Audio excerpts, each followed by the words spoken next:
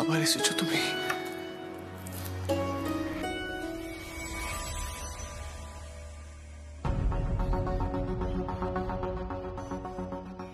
তুমি কি হয়েছে ভাবি? তোমার চোখে জল কেন? কি হয়েছে? এই তো আমি তোমার কাছে আছি, তোমার পাশে আছি। আমি কখনো তোমায় ছেড়ে যাব না। আমি জানি অপু তোমায় ছেড়ে চলে গেছে বলে তুমি খুব কষ্ট পাচ্ছ। আমি কিন্তু তোমায় কখনো ছেড়ে যাব না।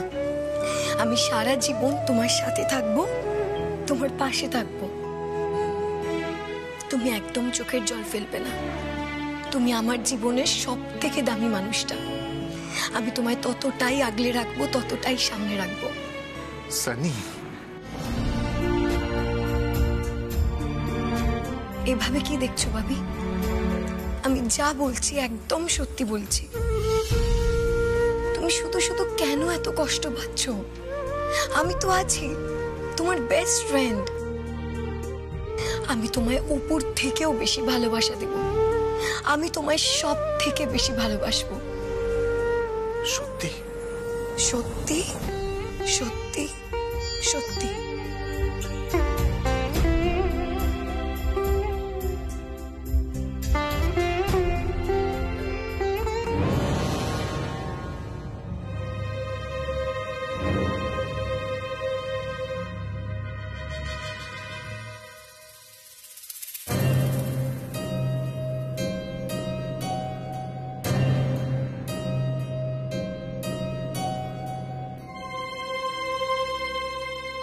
আমি জানতাম ভাবি, ওই অপুকে একবার সরিয়ে দিতে পারলেই তুমি আমার হয়ে যাবে।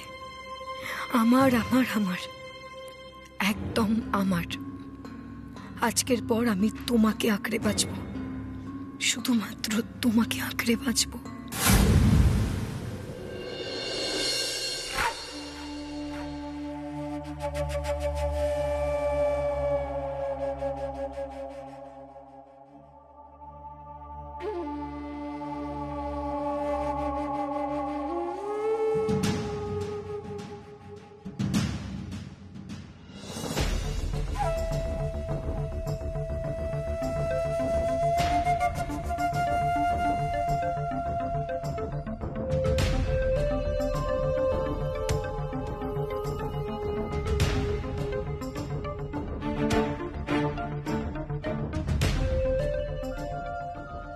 আজ থেকে বাবি শুধু আমার, শুধুমাত্র আমার।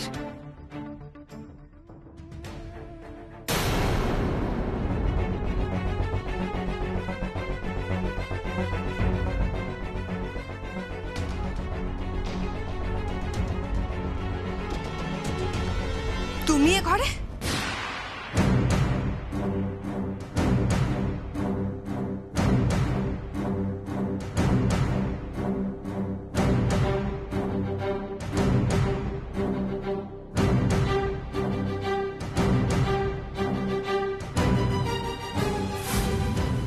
তুমি এই ঘরে কি করছো? আমি এখানে আমার বাবির খেয়াল রাখছি। তুমি এখানে কি করছো এত রাত্রিবেলায়? এত রাত্রির অবধি তো তোমার জাগা উচিত নয়।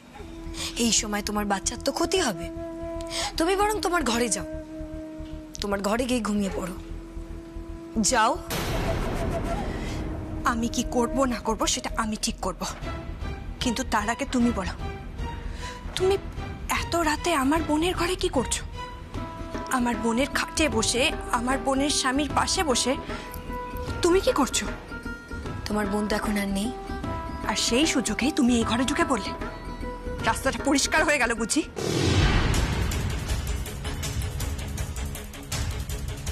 এইভাবে তাকিয়ে কি দেখছো? আমার বোন নেই বলে কি ভেবেছো ওর স্বামীকে তুমি দখল করে নেবে?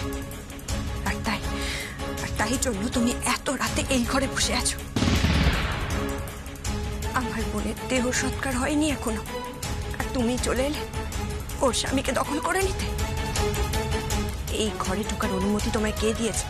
এই ঘরে ঢোকার জন্য এক্স্যাক্টলি কার অনুমতি নিতে হবে? তোমার বোনের? তোমার বোন তো মরে ভূত হয়ে গেছে, তাহলে কার অনুমতি নেব? তোমার? দোষ? আমি তো তোমাকে গুনতিতেও ধরি না। তোমার বোনকেও আমি পাত্তা দিতাম না। শোনো, বাবি আমার ছোট্টবেলাকার বন্ধু।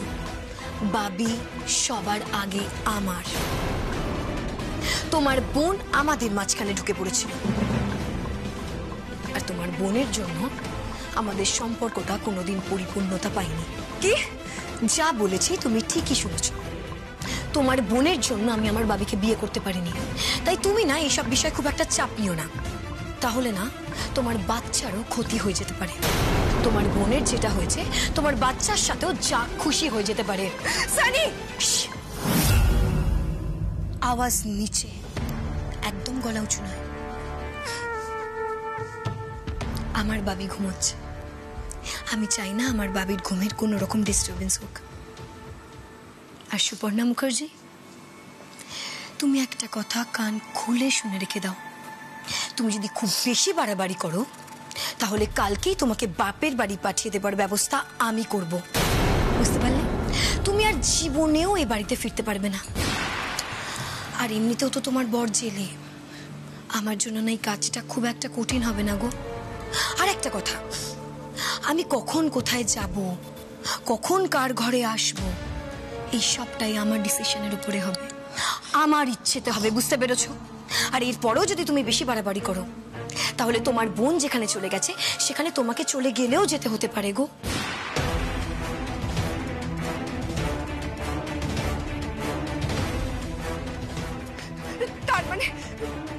তার মানে তুমি অপুকে? হতেই পারে। শোনো, অপু পাস্ট মানে অতীত। এ বাড়িতে আজকের পর থেকে কেউ আর অপুর নাম নেবে না, কেউ না। কারণ বাবি অপুর নাম শুনলে খুব কষ্ট পায়। আর আমি বাবির কষ্ট কিছুতেই সহ্য করতে পারি না, কিছুতেই না।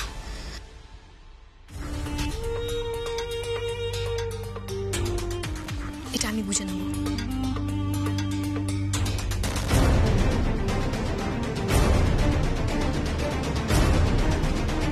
Get out.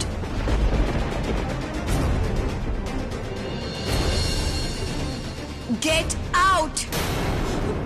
বেরিয়ে যাও এখান থেকে, বেরিয়ে যাও, বেরিয়ে যাও, বেরিয়ে যাও, গো।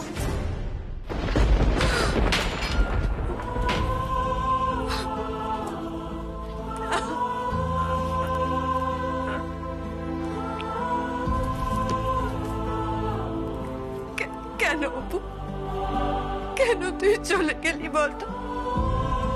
কেন সানির সাথে লড়ে তুই জিততে পারলি না? তোর এই দিদি ভাই যে খুব দুর্বল, তুই তো জানিস। বল, তুই তো জানিস যে তোকে ছাড়া আমি কিচ্ছু করতে পারি না, কিচ্ছু করতে পারি না আমি তোকে ছাড়া। কিন্তু না, আর না, আমি যতই দুর্বল হই না কেন, আমার বোনের জায়গা আমি সানিকে এইভাবে কেড়ে নিতে দেব না, দেব না অপু। আমি কিছুতেই তোর জায়গাটা সানিকে কেড়ে নিতে দেব না। অপু, ফিরে আয় অপু, ফিরে আয়।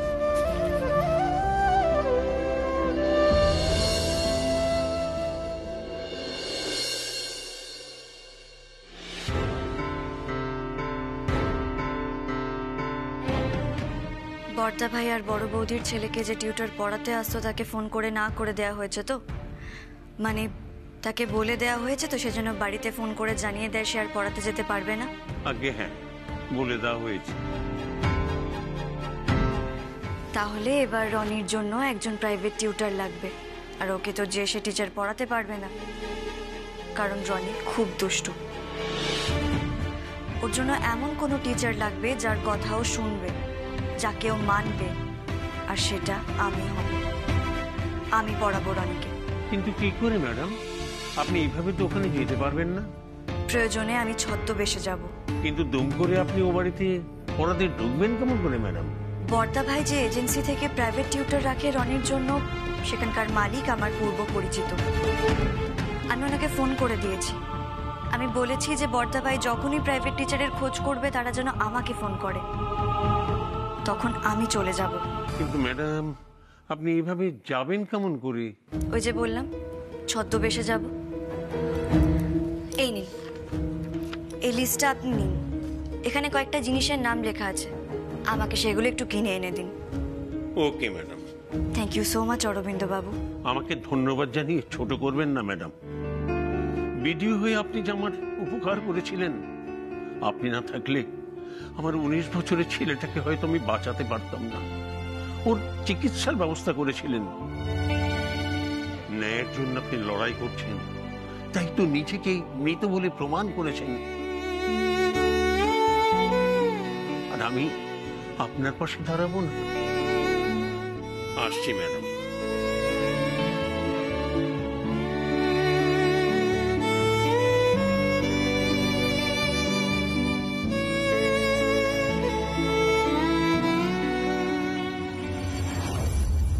আসলে তোমার জন্য একটু পায়েস বানিয়েছিলাম। পুলিশে যখন ধরিয়েই দেবে, তার আগে আমার হাতে 1 চামচ পায়েস খেয়েই যাও প্লিজ। মুখের সামনে অন্ন ধরলে এইভাবে না করতে নেই। আর এটা তো পরমান্ন পায়েস, এভাবে ফিরিয়ে দিলে ভগবানও কষ্ট পান। খাও প্লিজ।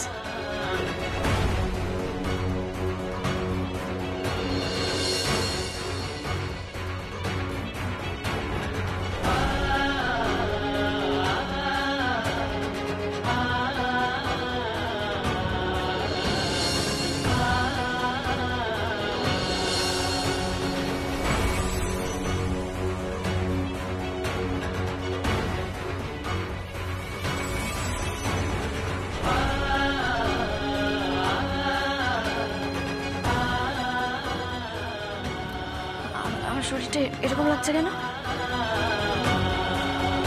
কি হয়েছে অপু? কষ্ট হচ্ছে? আমি সানি, সুনয়না ওরফে রুবিনা মালিক। আমি বাবিকে সত্যিই ভালোবাসি, আর তার সাথে নেশার ওষুধের ব্যবসাও করি। খুব তাড়াতাড়ি পুলিশ তোমাকে অ্যারেস্ট করে টানতে টানতে নিয়ে যাবে।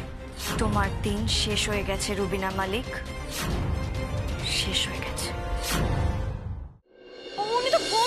ফোনের কথা হচ্ছে না, কি করবে মানে? তুমি একটা কথা শোনো, রনির প্রাইভেট টিউটর বলেছে উনি আর পড়াতে পারবে না রনিকে। সেই খবরটা তুমি আমাকে এখন দিচ্ছ? তুমি জানো রনি কিরকম দুষ্টুমি করে, ওকে কেউ সামলাতে পারে না। ছেলেটার আজ বাদে কাল পরীক্ষা, এখন কোথায় পাবো টিউটর আমি? আশ্চর্য। আমি কি করি বলো তো? উনি তো হুট করে না করে দিলেন, বললেন আসবেন না। এই তো কাল রাত্রিবেলায় ফোন করেছে, আমি কি করব? হ্যাঁ, তো তুমি আমাকে তখনই বলতে, রাত্রিবেলাই বলতে। হ্যাঁ, কিন্তু তুমি তো ক্লান্ত ছিলে, ঘুমিয়ে পড়েছিলে। আমি ভাবলাম তুমি ঘুম থেকে উঠবে, তারপর তোমাকে বলবো। শোনো না, একটা উপায় বার করো না। একটা তুমি পারবে, তুমি পারবে, একটা উপায় বার হুট করে আমি কি উপায় বের করবো? কেন? হ্যাঁ, ও অচিন্তকে একটা ফোন করো, ফোন করো না। অচিন্তকে ফোন করবো? অচিন্তকে বলবো এখন একটা টিউটর দিন। কি হাতের মোয়া, অদ্ভুত কথা বলো দিদি। আমি না তোমার কোনো কথা বুঝতে পারি না। আচ্ছা, পারবে তুই অচিন্তকে একবার ফোন করে দেখ না। আচ্ছা, ওদের তো এটাই কাজ।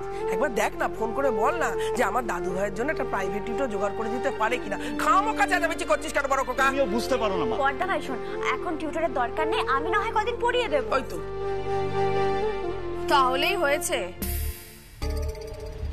এই যে বর্ষা, ওর বাচ্চাকে যদি তুমি পড়াতে যাও না, তোমার মাথায় যেটুকু চুল আছে সব কটাই পড়ে যাবে, ন্যাড়ামুন্ডি হয়ে যাবে একেবারে।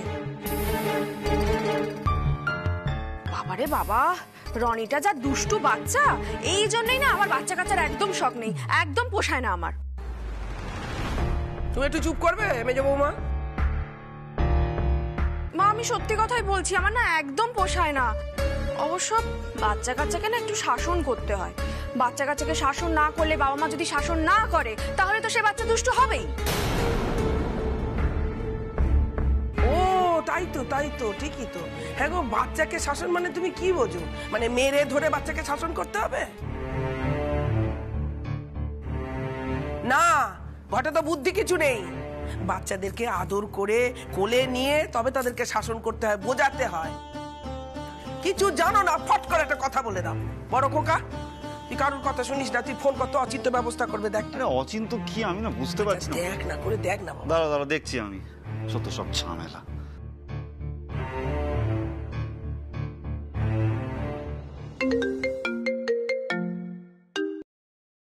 হ্যাঁ অরিন্দম দা বলো। হ্যাঁ অচিন্ত, শোনো না, ওই তুমি যে রনির জন্য প্রাইভেট টিউটর দিয়েছিলে না, সে হুট করে কালকে তোমার বৌদিকে বলেছে যে আর আসতে পারবে না, পড়াতে পারবে না। কি বিপদে পড়েছি বলো তো। মানে ছেলেটার আজ বাদে কাল পরীক্ষা, তো কি হবে বলো তো এবার। ও আচ্ছা, ঠিক আছে অরিন্দম দা, তুমি একদম টেনশন করো না। আমি আজকে একজন টিচারকে পাঠাবো যে তোমার ছেলেকে খুব যত্ন করে পড়াবে। তোমার ছেলে এরপর ওর কোলে উঠে বসে থাকবে। ওই টিচার খুব যত্ন করে তোমার ছেলেকে পড়িয়ে দেখবে ওকে পাশ করিয়ে দেবে। খুব ভালো একজন মহিলাকে পাঠাচ্ছি। ইয়ে মহিলা? হ্যাঁ, উনি একজন এক্স টিচার আর এখন শখে টিউশন পড়ান। উনি বাচ্চাদের মানুষ করতে পারলে খুব খুশি হন। একজন অ্যাংলো ইন্ডিয়ান মহিলা, খুব ভালো পড়ান। ওনার নাম মিসেস গোমস। কবে পাঠাবো বলো? কবে পাঠাবে মানে তুমি আজকেই পাঠিয়ে দাও, আজকেই পাঠিয়ে দাও। আচ্ছা আচ্ছা, ঠিক আছে ঠিক আছে, আমি আজকে বিকেলেই পাঠিয়ে দিচ্ছি, তুমি চিন্তা করো না। ঠিক আছে। হ্যাঁ দাদা, রাখলাম। Thank you thank you thank you. হ্যাঁ, পাঠাচ্ছে আজকে। আশ্চর্য। থ্যাংক ইউ অচিন্তদা, thank you so much for helping me. কোনো ব্যাপার নয়, আর কোনো সাহায্য লাগলে বলবেন বৌদি।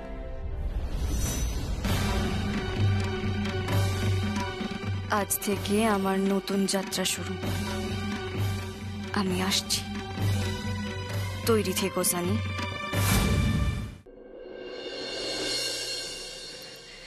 এসব কি হচ্ছে বড়দা ভাই? কেন, কি হয়েছে সুবর্ণা? কি হয়নি সেটা বলো। আজ অপুটা চলে গেছে, 2 মাসও হয়নি।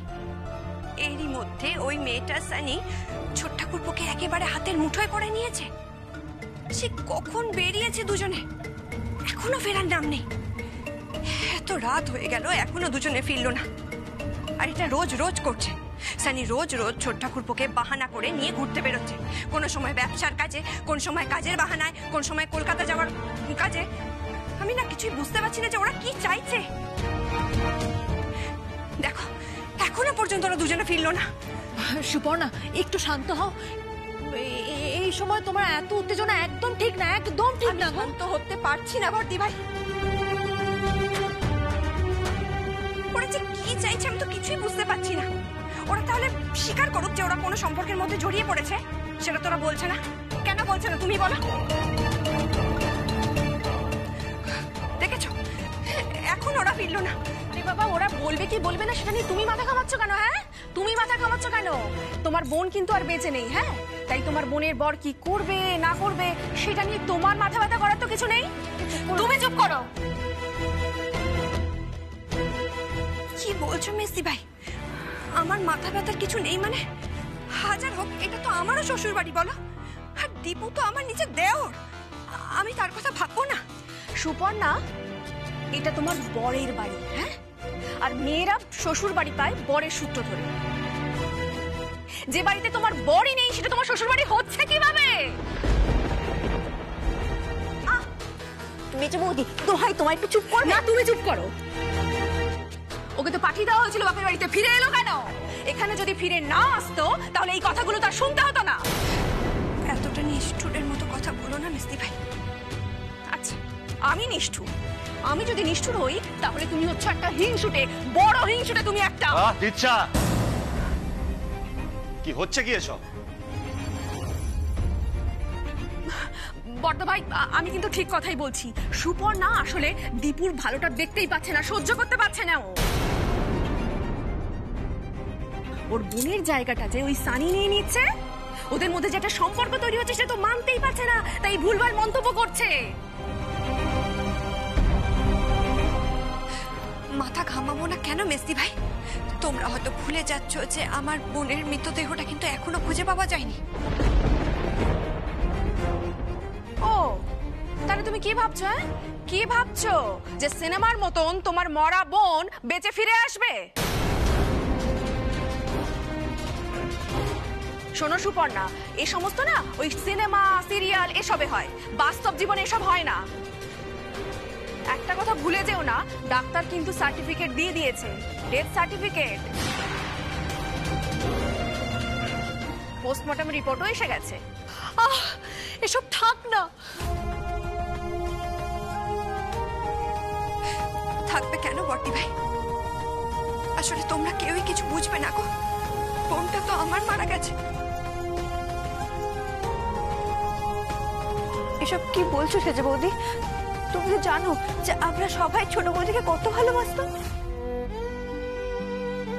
আসলে দীপুরও তো মনটা ভালো নেই। অপু চলে যাওয়ার পরে দীপু তো নিজেকে ঘরবন্দি করে ফেলেছিল। সানি তো দীপুকে ঘর থেকে বার করেছে, নতুন করে পথ দেখিয়েছে, বাঁচতে শিখিয়েছে। দেখো না এখন কি সুন্দর দোকানে যাচ্ছে, ব্যবসা সামলাচ্ছে। সানির জন্যই তো। অপুর শোকে পাথর হয়ে যাওয়া আমাদের দীপু একটু একটু করে জীবনে ফিরলো।